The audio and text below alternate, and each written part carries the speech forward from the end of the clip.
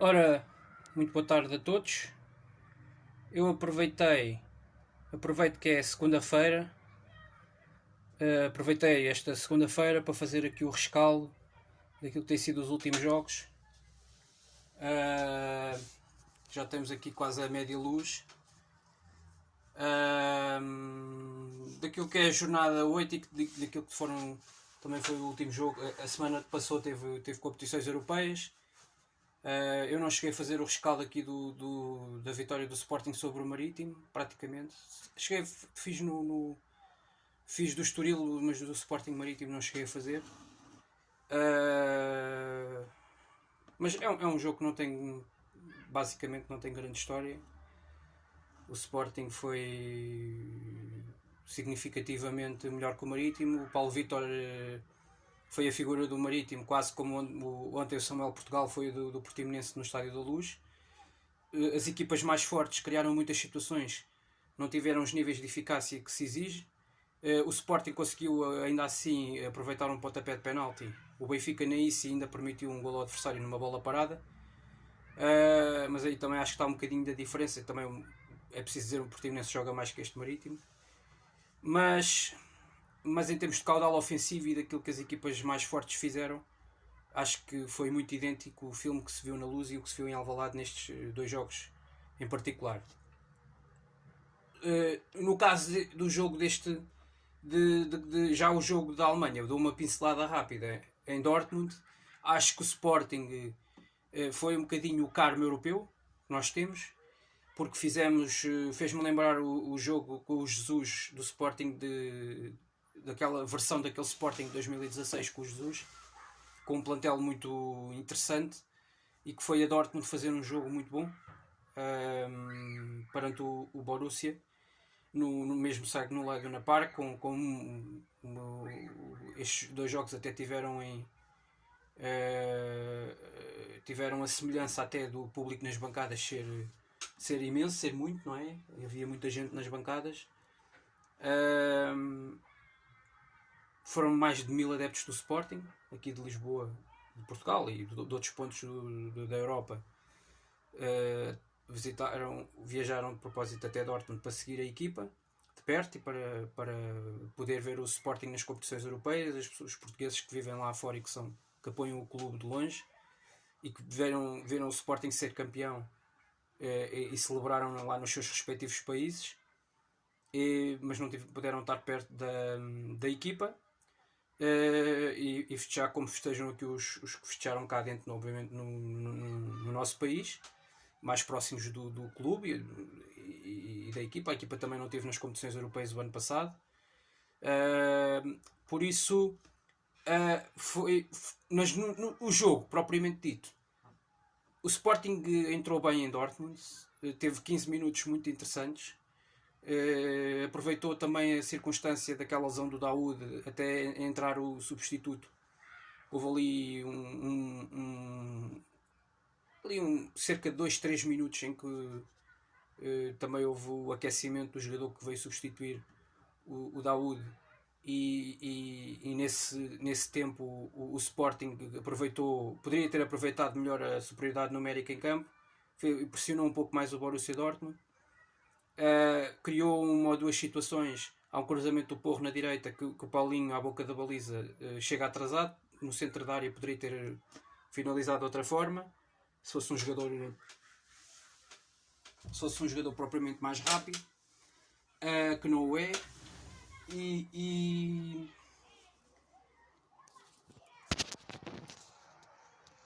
Houve portanto essa chance, e depois a seguir uma jogada que poderia ter sido muito mais perigosa, combinada na esquerda, um bom trabalho de Mateus Reis com o Mateus Nunes e o Tiago Tomás, e depois o Tiago Tomás à entrada da área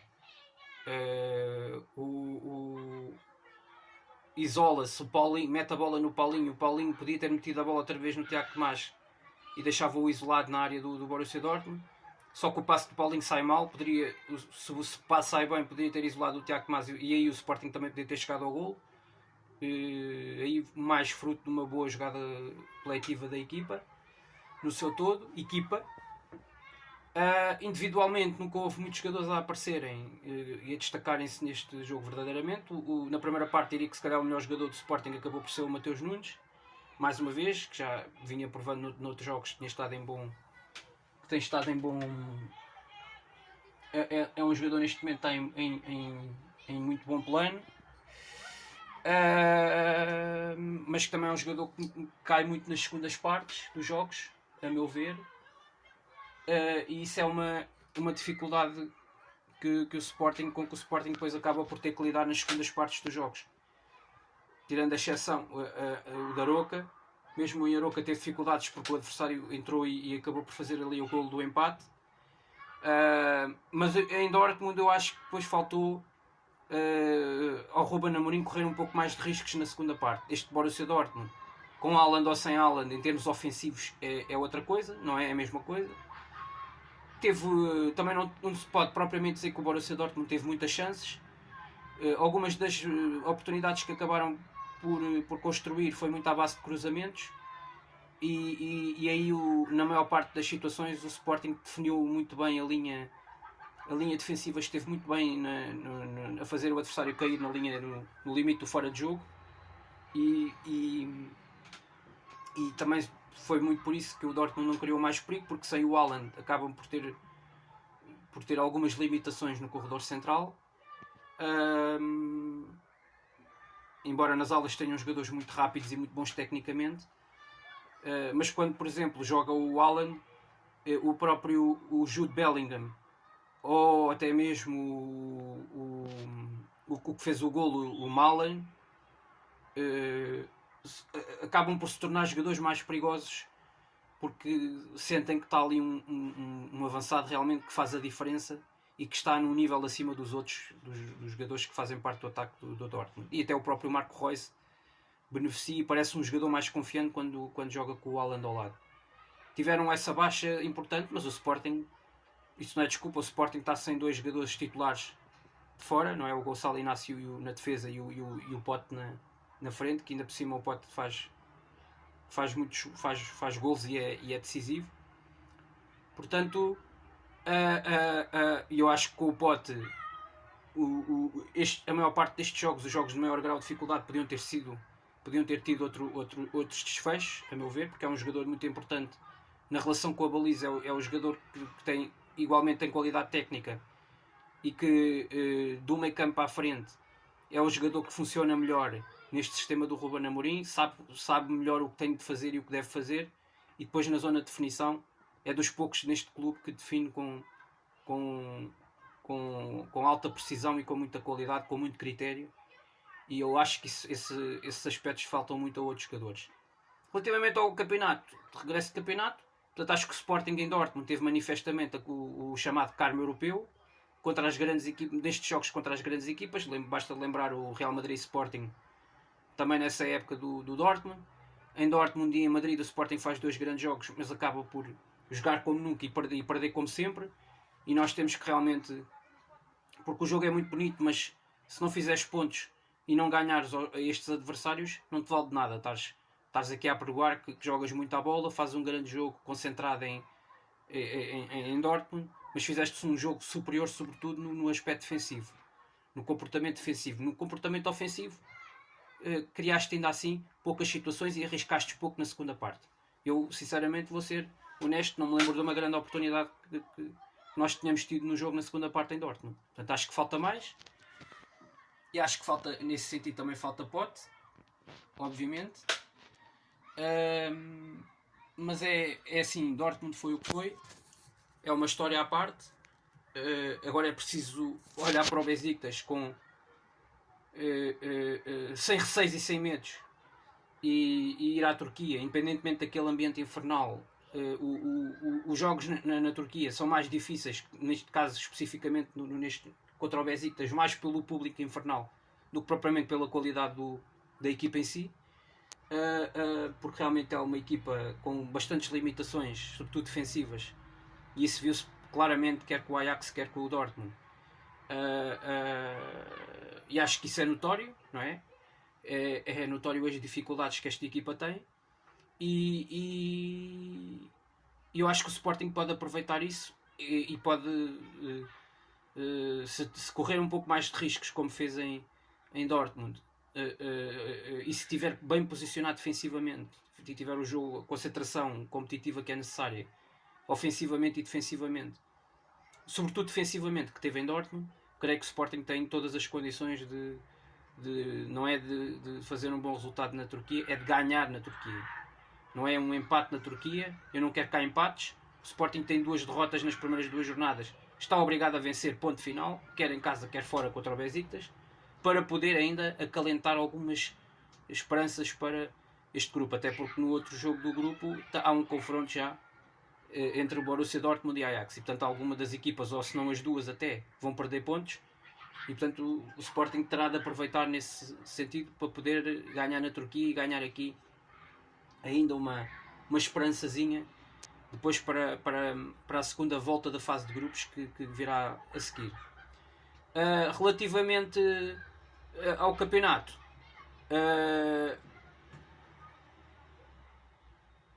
jogo em Aroca, um jogo difícil. Não foi um jogo muito bem conseguido da parte do Sporting. O Sporting entrou de início com algumas alterações em relação àquilo que é a equipa habitual.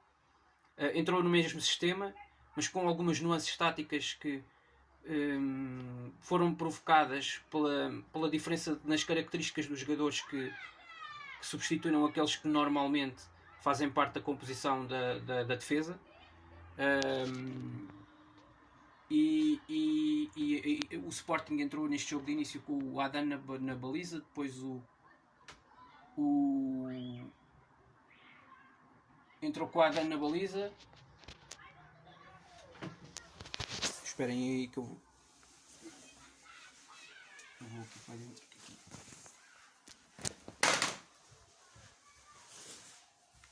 Acender a luz. Vou fazer aqui a escala aqui. Ali já está muito escuro. Enfim, dizer que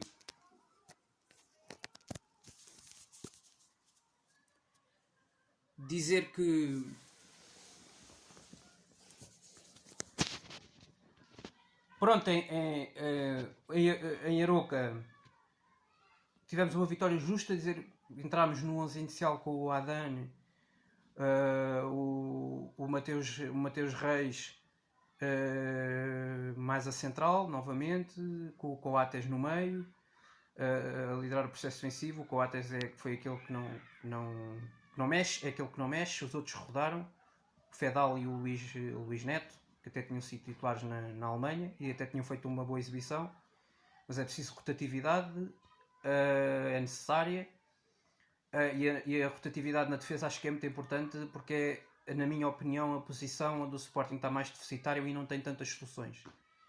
E aí acho que necessita realmente fazer essa rotatividade e dar algum descanso, sobretudo a 2 jogadores, que já estamos a falar de 2 jogadores já trintões.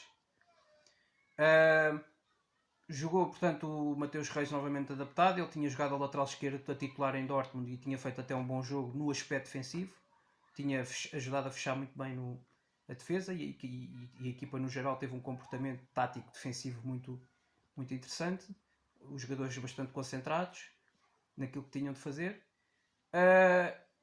Ofensivamente, como eu já disse, a equipa foi curta. Em Aroca nem tanto. O Sporting voltou a ser igual a si próprio, muito mais naquilo que é o registro nacional, o registro interno, mas também não foi um jogo onde o Sporting tivesse criado muitas situações de golo iminente. Acho que criou mais, por exemplo, no Estoril fora e em casa com o Marítimo, aí conseguiu criar mais. Neste jogo particularmente o Sporting não criou muitas situações. E teve uma coisa importante. Este jogo teve uma coisa importante, que foi o Sporting ter feito o segundo golo logo a seguir a sofrer o golo do empate. Porque sofres o golo do empate ali no início da segunda parte, a equipa pode ir um pouco abaixo, pode perder um pouco, os jogadores podem perder um pouco de confiança. O Sporting continua a ter 2 baixas de peso na equipa, que também fazem moça, porque é um plantel curto. Mas a realidade é que a equipa esteve muito bem na reação, e depois até só acaba por fazer as substituições depois de fazer o segundo gol. Portanto, faz o gol e depois praticamente a seguir o Sarabia e outros acabam por sair do jogo. O Daniel Bragança faz um grande jogo. É algumas das alterações que a equipa teve para esta partida que não tinha tido nos últimos jogos, sobretudo em Dortmund e em casa com o Marítimo. Depois, no centro da defesa, portanto, jogaram, como eu estava a dizer, o Coates, o Mateus Reis e o... Acho que de início não foi o Ricardo Gaio. Ou foi?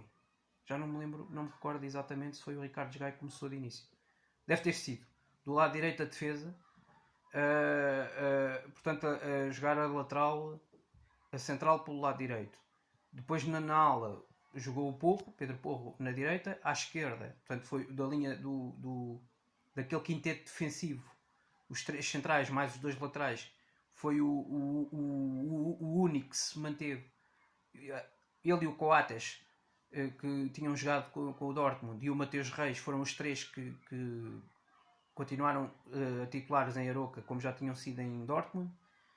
Portanto, o Amorim decidiu na linha defensiva, só geriu o Fedal e o Luís Neto, os casos do Fedal e do Luís Neto, até porque o Coates tem mais capacidade e é o líder da equipa e é o capitão e é um jogador importante.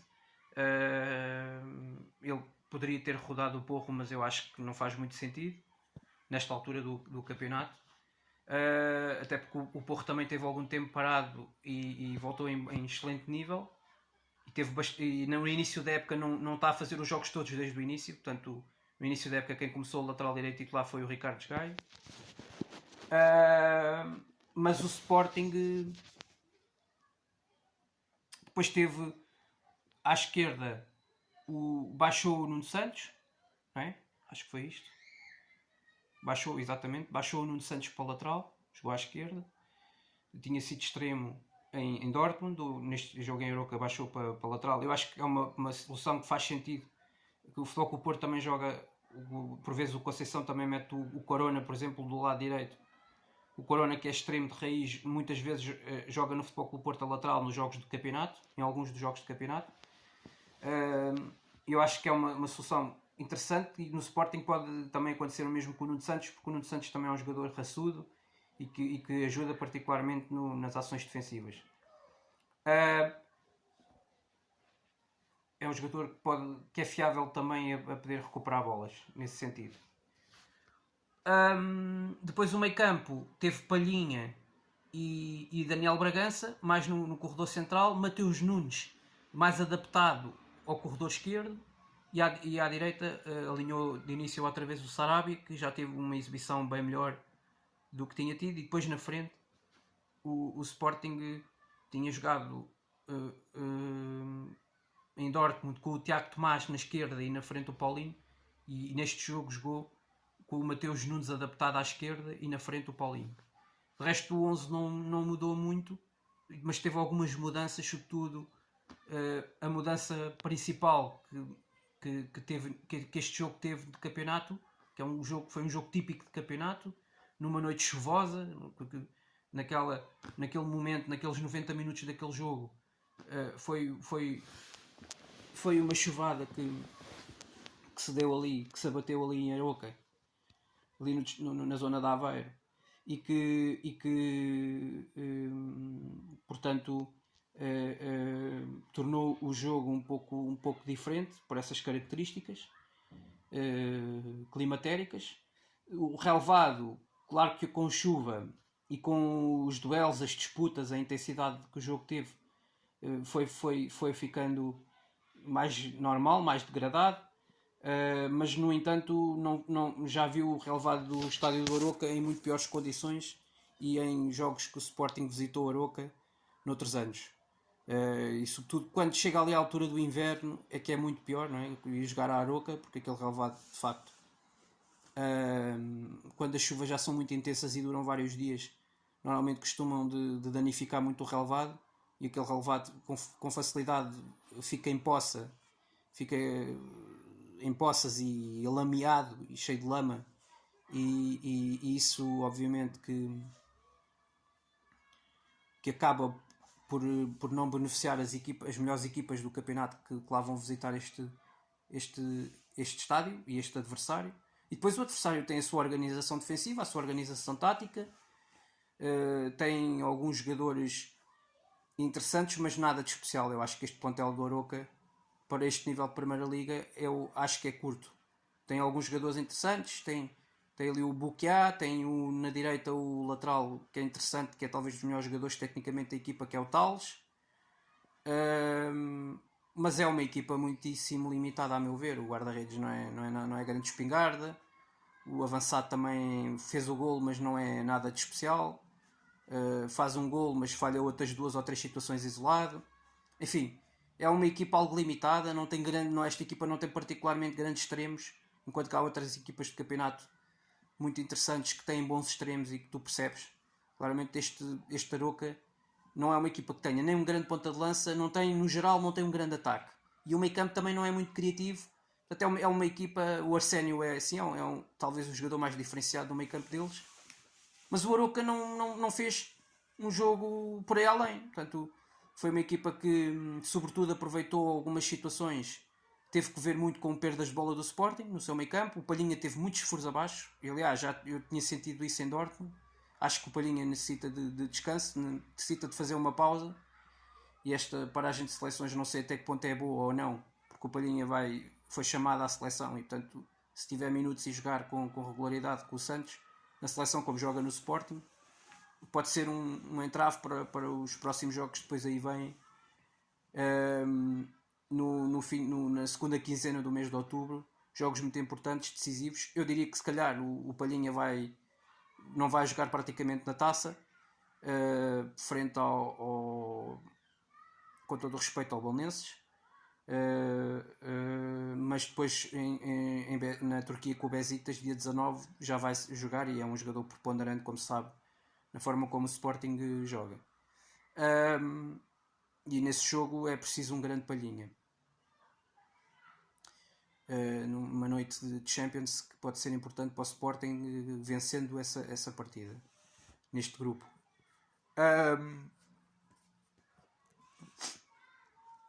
Portanto, tirando essa situação, o Sporting no jogo jogado especificamente foi um jogo onde eu já disse aqui, acho que o Aroca não colocou grandes problemas ao Sporting. Teve uma ou duas situações de jogadores isolados na primeira parte, sobretudo a segunda parte praticamente o Aroca não existiu ofensivamente. Na primeira parte aí sim deu a sensação que teve mais situações em que podia ter sido podia ter conseguido outro resultado, não fosse os seus avançados não serem grande espingarda, porque a equipa até conseguia construir algumas situações que aproveitava por causa de erros, sobretudo de erros de perdas de bola do Sporting, ainda no seu meio campo, ou na sua primeira ou segunda fase de construção, e bolas que eram metidas em profundidade no espaço central, em zonas interiores, e aí o Aroca explorava muito bem a profundidade, que era dada pelos alas e pelo avançado, porque no fundo são e os laterais, alguns destes jogadores são jogadores rápidos, como o Tales, por exemplo, e o Bukia, são jogadores muito rápidos e que aproveitavam esse espaço no corredor central e essa profundidade que era dada para eles poderem atacar e explorar essa zona. O Sporting com alguma dificuldade em alguns momentos do jogo, sobretudo depois de estar a ganhar por 1-0, acho que até fazer o golo, o tal primeiro golo, o golo o golo do Mateus Nunes, que é uma grande jogada do Daniel Bragança no corredor central, um jogador que faz completamente a diferença. Esta equipa consegue jogar melhor pelo corredor central tendo um jogador como Bragança, porque dá realmente mais critério, tem uma visão de jogo completamente diferenciada e tem uma técnica muito acima da média, que no campeonato não há muitos médios com a capacidade do Daniel Bragança com bola. Sem bola é um jogador que tem mais dificuldades, é um jogador mais limitado nesse sentido, porque ainda lhe falta, eu acho que aí falta-lhe ainda alguma bagagem, falta-lhe algum pedigree, mas do ponto de vista falta-lhe pedigree físico, essencialmente, falta-lhe trabalhar melhor o aspecto físico, porque em termos individuais, tecnicamente com bola, é dos melhores jogadores do campeonato, já o tenho dito várias vezes. Entrou nos últimos minutos em Dortmund na Champions e tanto faz ser o Dortmund ou o Aroca, entrou com muita confiança e a querer mostrar um pouco do seu perfume, e teve lances de grande recorde técnico e de grande qualidade. E em Aroca, mesmo num campo difícil, isto não era o campo propriamente não era o campo do Dortmund, não era o mesmo relevado, e neste jogo estava de chuva, portanto mais dificuldades que os melhores jogadores tecnicamente do Sporting tiveram num campo destes, num autêntico lamaçal, não é? E portanto era muito difícil fazer muito melhor do ponto de vista técnico. Não dava para fazer aqui grandes Rodriguinhos, não dava para fazer grandes fintas, grandes dribles, porque realmente este campo é um campo complicado e difícil para as equipas que têm mais qualidade técnica e que visitam este adversário. E o Aroca muitas vezes também beneficia desse aspecto. Acho que defensivamente a equipa teve mais sobressaltos neste jogo, teve mais dificuldades do que era expectável. E não era suposto. Mas também isso teve a ver com as alterações defensivas que o Ruben Amorim promoveu. E apesar de tudo, o Fedal, percebe-se que Fedal e apesar de tudo este Luís Neto ou Fedal e Gonçalo Inácio não é a mesma coisa que quando o Amorim se lembra de inventar e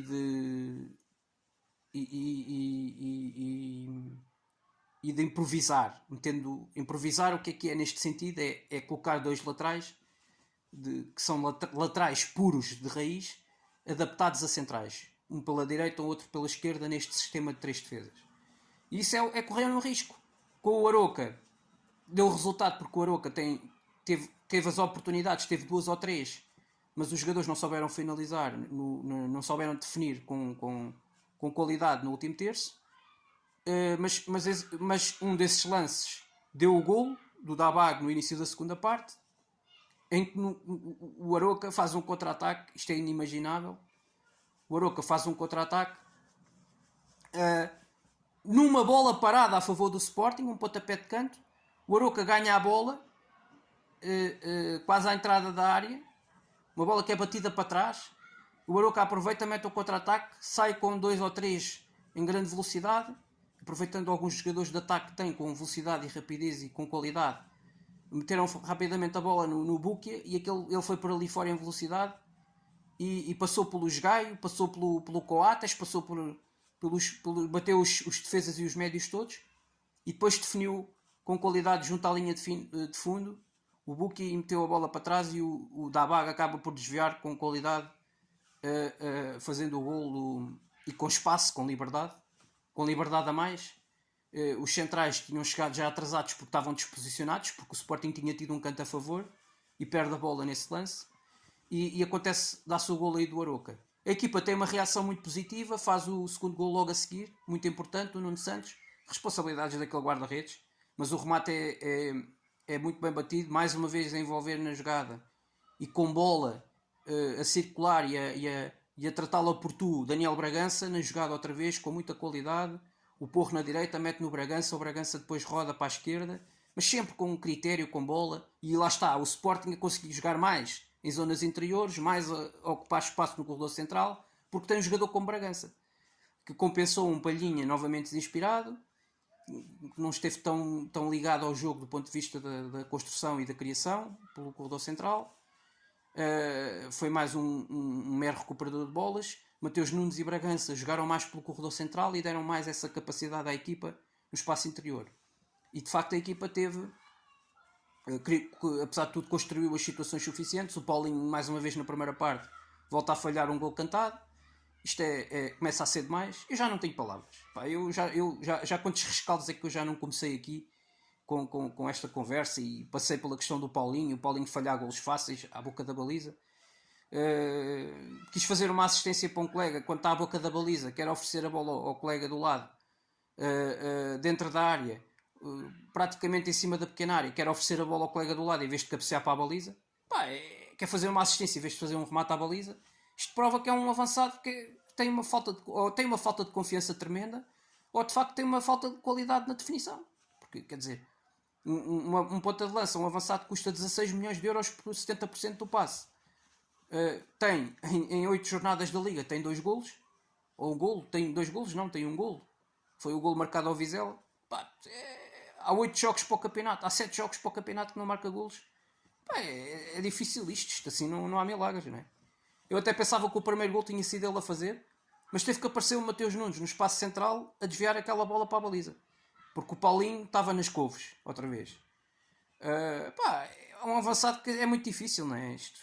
Chamar a isto um ponta de lança, um homem-gol, é complicado, porque realmente é um jogador que está sempre fora dela. O Sporting depois controlou, geriu bem o jogo até ao final. Não houve grandes oportunidades na última meia hora deste jogo, nem para uma equipa nem para outra. Não me lembro da criação de grandes oportunidades depois disso. E é preciso dizer, o Sporting acaba por vencer bem, justamente, mas não se livrou de um susto ou dois, porque teve muito que ver com a mudança, com as mudanças promovidas do ponto de vista individual pelo Ruben Amorim, que prejudicaram um pouco a equipa no seu sistema defensivo, na forma como a equipa defende habitualmente, mas o Sporting continua a ser a melhor defesa da Liga, até porque o Porto e o Benfica voltaram a sofrer golos nesta jornada, e portanto o Sporting continua a ser a melhor defesa da Liga, agora à par do Portimonense, que fez a grande surpresa da jornada, não é? Foi ganhar ao Estádio da Luz 1-0, com o gol do Lucas Pocinholo, central, num jogo que o Benfica teve 50 oportunidades de golo e não foi eficaz, bolas à boca da baliza, Darwin falha 2 ou 3, portanto prova-se que o Darwin não é aquilo que foi com o Barcelona, é um avançado bastante limitado, e sobretudo com equipas que fecham e jogam cá atrás, fechadas num bloco baixo, os jogadores como Darwin Núñez têm enormes dificuldades. Isto é o que se vê no Campeonato Nacional, na Champions, contra este Barcelona absolutamente caótico e este Barcelona absolutamente esmazelado, taticamente, que é isto que têm com o Ronald Koeman, não há milagres. Não é? E com um plantel com tantas limitações tão óbvias. E deram demasiado espaço nas costas da sua defesa para o Benfica explorar, e o Benfica conseguiu, tendo esse espaço nas costas, com jogadores como Rafa, Darwin e Yaremchuk, se estiverem numa noite sim, qualquer adversário vai ter dificuldades, se der esse espaço nas costas. O Barcelona jogou na Luz quase com a linha defensiva no meio campo. Quer dizer, não é? Isto é inimaginável. O Piqué, daqui a bocado com 40 anos, mais o outro ao lado, mais o Busquets, com também 30 e tal anos, a jogarem com a linha defensiva quase no meio campo do Benfica. Uma linha defensiva destas do Barcelona, com 2 miúdos nas laterais, com mais um miúdo ao lado do Piqué.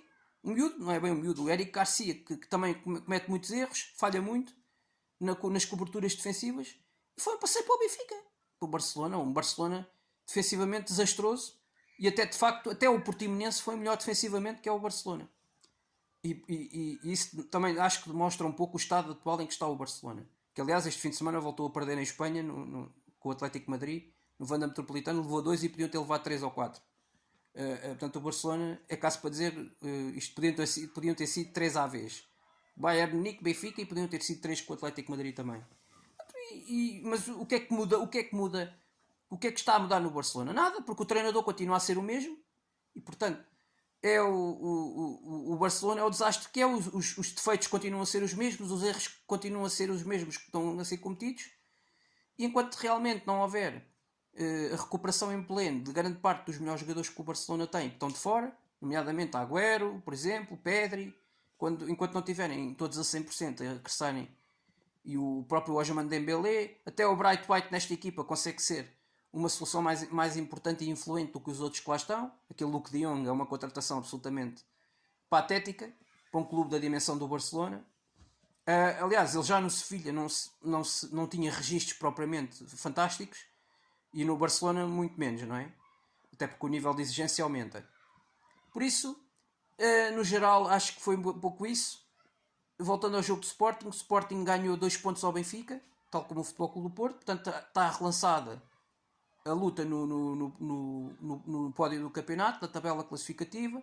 Já agora, olhando para os destaques do jogo, voltei a gostar bastante alguns jogos que eu não dizia isto, do Nuno Santos. Finalmente conseguiu acertar com uma bola na baliza, com um remate na baliza, estava difícil, conseguiu definir um remate colocado entre o poste e o guarda-redes com algumas responsabilidades, mas o remate é intencional e vai bem puxado, e é um bom pontapé. E é o segundo gol do Nuno Santos. O Nuno Santos já tem mais golos que o Paulinho no campeonato. Isto é quase que dá para rir, não é? O Sarabia muito bem, finalmente, começa a aparecer um pouco mais de Sarabia, mas o que fez principalmente a diferença foi Daniel Bragança ali no corredor central do meio campo. O Sporting passou a ter mais jogo interior. O Palhinha voltou a estar muitos furos abaixo daquilo que ele pode render, e o Sporting acaba por vencer justamente. O Mateus Nunes também tem a sua estreia a marcar no campeonato. Ele, ano passado, fez tantos golos que foram decisivos na Liga. O Aroca teve aquele golito da Abago, foi aquele lance absolutamente patético, em que o Sporting, num canto a favor, permite um contra-ataque do Aroca que dá no gol do empate. Isto é um lance típico de malucos do riso, não é? Isto é um lance digno. Este lance do gol do Aroca é um lance digno dos livros dos malucos do riso. Isto dava para um livro de comédia. Se fossem mostrar, ou se fizessem um livro com os lances mais andóticos que dão golos de uma equipa sobre a outra, uma equipa que está a ser mais fraca que a outra é mais forte, é melhor defensivamente, é melhor ofensivamente, mas depois, se fores mostrar, se fizerem um compêndio dos lances pós apanhados, podem pôr lá este lance de contra-ataque do Aroca num canto a favor do Sporting, que dá no gol do empate 1-1, e poderia ter comprometido uma vitória do Sporting em Aroca. Poderia ter comprometido claramente, não é? A equipa a empatar 1-1 depois do desgaste também da semana na Champions, com tudo isso à mistura, com várias alterações na equipa. De facto, a coisa podia ter sido complicada, mas aí o Sporting também acabou por fazer aí uma boa gestão. E o Sporting sai da Aroca com os 3 pontos, tem agora 20, está a um ponto no fundo da liderança do campeonato, está a um ponto estamos a falar do campeão, que está a um ponto do líder do campeonato, que já soma uma derrota na Liga. O Sporting, o ano passado, só para relembrar os mais esquecidos, só teve uma derrota à 33ª jornada. O Sporting só teve uma derrota o ano passado à 33ª jornada. O campeão. E começou a ser líder à 6ª jornada, verdadeiramente. E desde a 6ª jornada até à última, o Sporting nunca mais deixou de ser líder. Apresenta um futebol de grande consistência. Esta época também acho que o Sporting já teve uma fase inicial de consistência, de bom futebol. Nos últimos jogos, sobretudo este mês de setembro, não foi, a meu ver, já tão produtiva a esse nível. A equipa não fez tantos golos como tinha feito no mês de agosto, que acho que a esse nível foi mais bem sucedido. Mas o que contam é que uma maior magreza de golos, a equipa também sofreu menos golos defensivamente, teve um melhor comportamento. Nos últimos 3 jogos de campeonato sofreu apenas este golo em Aroca, e tinha sofrido, e se olharmos para os últimos 4 jogos, somando retirando daqui da equação o descalabro com o Ajax e metendo aqui o jogo em Dortmund europeu, o Sporting sofreu 2 golos nos últimos 4 jogos. Por isso, defensivamente a equipa melhorou, e depois ofensivamente beneficiou de alguns 3 ou 4 lances em que acabou por fazer os golos que lhes foram suficientes para ganhar os jogos, sobretudo a nível interno. Mas está a faltar pote, e eu acho que a melhor notícia que o Sporting pode ter nas próximas 2 semanas até ao regresso da competição a sério é o regresso do pote em pleno, aos relevados e aos treinos. Acho que essa é a melhor notícia neste momento, porque o Sporting está a precisar de um jogador que faça golos e que tenha uma influência mais preponderante ofensivamente na equipa, na forma como a equipa ataca. De resto,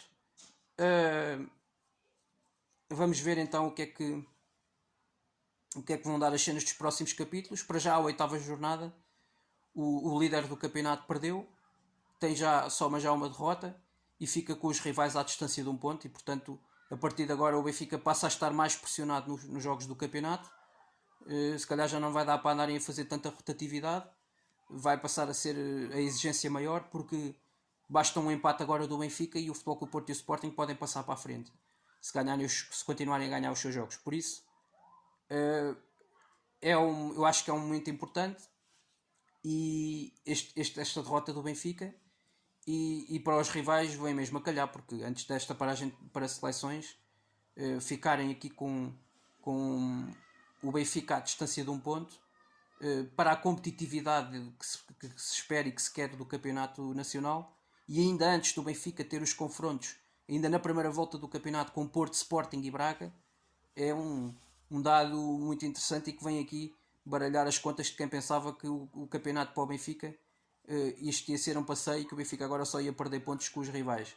Não é assim, e o Portimonense demonstrou que não é assim, e outras equipas poderão demonstrar ao longo do campeonato, e muitas vezes costuma-se dizer que estes jogos é que normalmente definem o campeão, e depois obviamente junta-se a isso a regularidade e a consistência de jogo que as equipas vão demonstrando, uma maior eficácia ou menor no aspecto ofensivo. No aspecto defensivo, podemos alegar também que o Sporting, se tivesse sido eficaz com o Futebol Clube do Porto, nesta altura estaria na liderança do campeonato.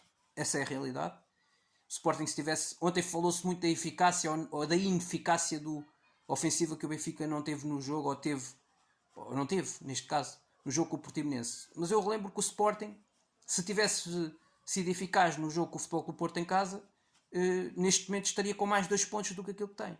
E portanto, e estamos a falar de um jogo com o Porto, não é um jogo com o Portimonense, é um jogo com o Porto. Por isso, se tivessem sido eficazes, neste momento estariam na liderança do campeonato, o campeão nacional. E portanto não foi. E o que faz a diferença neste momento do Benfica para os rivais, o Benfica tem 21, os rivais têm 20, é o confronto direto que já houve entre os rivais. Sporting e Porto nesta primeira volta, que empataram a uma bola em Alvalade. Para já, é isso que faz a diferença, e que permite ao Benfica estar na frente, porque o resultado como o Benfica teve ontem, com o adversário que foi, o Futebol Clube do Porto e o Sporting também já perderam pontos com o Marítimo e Famalicão, que são adversários, estes adversários que a gente diz que é os que muitas vezes inclinam o campeonato para um lado ou para o outro. As perdas de pontos com estas equipas, estes empates, estas derrotas, que pesam muito depois na classificação final. Não é agora, é em maio. Em maio é que nós ficamos a perceber com maior nitidez a influência que este tipo de resultados têm. Se o Benfica perder o campeonato, ou perder a liderança daqui a 3 ou 4 jornadas, toda a gente vai lembrar o jogo de Portimão, o jogo da Luz com o Portimonense. Ou se o Benfica em maio perder o campeonato por 1 ponto, ou 2 pontos, ou 3 pontos, ou 4 pontos,